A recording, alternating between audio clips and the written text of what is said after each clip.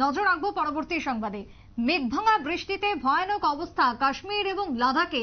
একদিকে লে এবং অন্যদিকে কাশ্মীরে মেঘভাঙা বৃষ্টি, আর এই বৃষ্টিতে রীতিমতো বিপজ্জনক পরিস্থিতি। ভেঙে গেছে বহু ঘরবাড়ি, কারণ ধস নেমেছে। দেখাচ্ছি সেই ছবি, এক্সক্লুসিভ ছবি এই মুহূর্তে নিউজ ভ্যানগার্ডের পর্দায় আপনারা দেখছেন।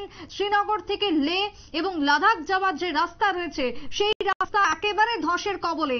বিচ্ছিন্ন হয়ে পড়েছে যোগাযোগ ব্যবস্থা। বহু বহু ঘরবাড়ি ভেঙে পড়েছে ধসের কারণে।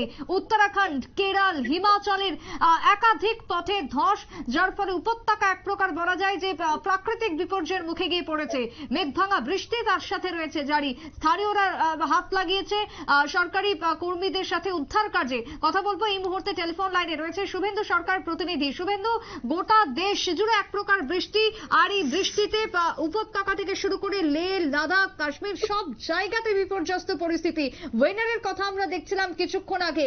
এখন তুমি কি দেখতে পাচ্ছ যে এক্সক্লুসিভ ছবি আমরা দেখাচ্ছি, কি খবর উঠে আসছে ভূস্বর্গ থেকে? একেবারে দেখো সুপ্রীতি, একটু আগে তুমি যে ওয়েনারের প্রসঙ্গ বলছিলে, ওয়েনারের প্রসঙ্গে বলে রাখা ভালো, সেখানে এখনো মৃতের সংখ্যা প্রায় 300 ছাড়িয়েছে এবং 350 পর্যন্ত ছাড়াতে পারে মৃতের সংখ্যা, এমনটাই আশঙ্কা করছে নগর সহ প্রশাসন। এবার গোটা দেশে আমরা দেখেছি বন্যা পরিস্থিতি বর্তমানে কিন্তু একেবারে তলানিতে ঠেকেছে, একেবারে অবনতি হচ্ছে বন্যা পরিস্থিতি। দিল্লি সহ বিভিন্ন জায়গায় আমরা থানেতে দেখেছি বন্যা পরিস্থিতি, দিল্লিতে দেখেছি সেই বন্যা পরিস্থিতি, প্রচুর মানুষ প্রাণ হারাচ্ছেন। এখন বেশ কিছুদিন ধরে ইদানিং লাদাখে এবং ভূস্বর্গে মানে কাশ্মীরের বিভিন্ন জায়গায় তাপমাত্রা একেবারে 40 ছুঁই ছুঁই ছিল। সে খবরও আমরা দেখিয়েছি যে একেবারে 40 ছুঁই ছুঁই রয়েছে লাদাখ সহ কাশ্মীরের বিভিন্ন জায়গার তাপমাত্রা, এবং সেই তারতম্য একেবারে মানে জাস্ট কয়েকদিনের মধ্যে একদম পুরো পরিস্থিতি উল্টে গেল। এখন কিন্তু মেঘ ভাঙা বৃষ্টি কাশ্মীর সহ লাদাখ জুড়ে বিভিন্ন বিস্তীর্ণ অঞ্চল জুড়ে, একেবারে হিমাচল সহ বিভিন্ন অঞ্চলে একদম মেঘ ভাঙা বৃষ্টি, যেটা বলা চলে। ধস নামছে, রাস্তাঘাটে ধস নামছে। হিমাচল প্রদেশে এখনো পর্যন্ত 6 জন প্রাণ হারিয়েছেন। পাশাপাশি যে কাশ্মীরের শ্রীনগর থেকে শুরু করে লাদাখগামী যে রাস্তা, সেই রাস্তা কিন্তু একদম বিপর্যস্ত। ধস নেমে পুরোপুরি যোগাযোগ বন্ধ, তেমনটাই জানিয়েছে এখন ওখানকার যে ট্রাফিক পুলিশ রয়েছে, অর্থাৎ ট্রাফিক দপ্তর কিন্তু তেমনটাই জানিয়েছে যে দুর্যোগের ফলে রাস্তায় ধস নেমেছে এবং রাস্তা পুরোপুরি বন্ধ। লাদাখের সঙ্গে যোগাযোগ পুরো বন্ধ।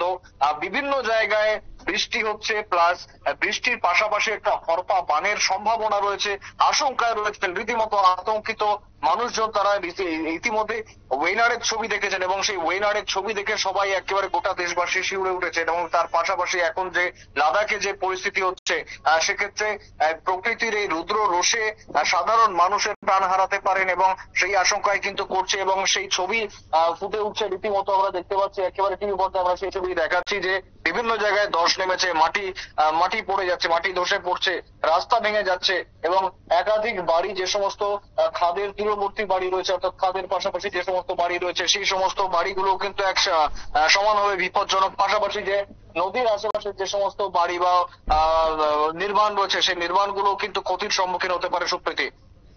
একেবারে তাই। এবং এই মুহূর্তে শুভেন্দু, প্রশাসনের পক্ষ থেকে কি কোনো ব্যবস্থা গ্রহণ করা হয়েছে এই দুর্যোগপূর্ণ পরিস্থিতিতে? যদি হয়ে থাকে তো তাহলে কি কি ব্যবস্থা নেওয়া হয়েছে?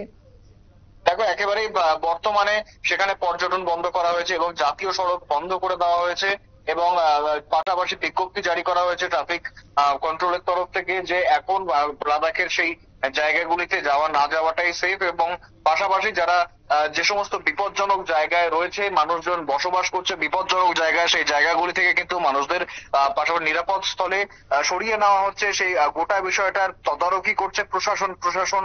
কোথায় কোথায় ফাটল দেখা দিচ্ছে বা কোথাও আবাসনে ক্ষতি হচ্ছে না, কোথায় কার বাড়িতে ক্ষতি হচ্ছে, সমস্ত দিক কিন্তু খতিয়ে দেখছে প্রশাসন। পাশাপাশি যেমনটা জানাচ্ছিলাম, জাতীয় সড়ক বন্ধ করে দেওয়া হয়েছে। লাদাখের সঙ্গে কাশ্মীর উপত্যকার যোগাযোগ ব্যবস্থা সম্পূর্ণ বিচ্ছিন্ন হয়ে পড়েছে। বলতাল বেস ক্যাম্প থেকে অমরনাথ যাত্রাও কিন্তু আপাতত সম্ভব নয় বলেই জানা যাচ্ছে। এমনকি প্রশাসন জানিয়েছে যে অমরনাথ যাত্রা চলছিল, সেই যাত্রা কিন্তু এখন বর্তমানে সম্ভব নয়। ফলত টুরিস্ট যারা রয়েছে, পূর্ণার্থী যারা রয়েছেন বা সাধারণ পর্যটক যারা রয়েছেন, তাদের ক্ষেত্রে কিন্তু নিষেধাজ্ঞা জারি হয়েছে। অর্থাৎ এখন কোনো মতেই সেই দিকে যাওয়া সমীচীন নয়, এমনটাই কিন্তু জানাচ্ছে প্রশাসন। একেবারে তাই, ধন্যবাদ তোমায় শুভেন্দু। অর্থাৎ এই মুহূর্তে দাঁড়িয়ে যে প্রাকৃতিক বিপর্যয় দেখা দিয়েছে, সেই প্রাকৃতিক বিপর্যয় আরো বেশ কিছুটা দিন জারি থাকবে, যেটা মৌসুম ভবনের থেকে আমাদের খবর।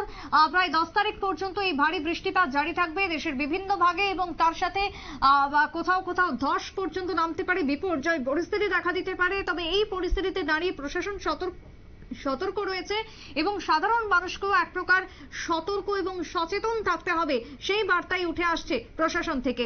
ছোট্ট বিরতির পর ফিরবো, সঙ্গে থাকুন।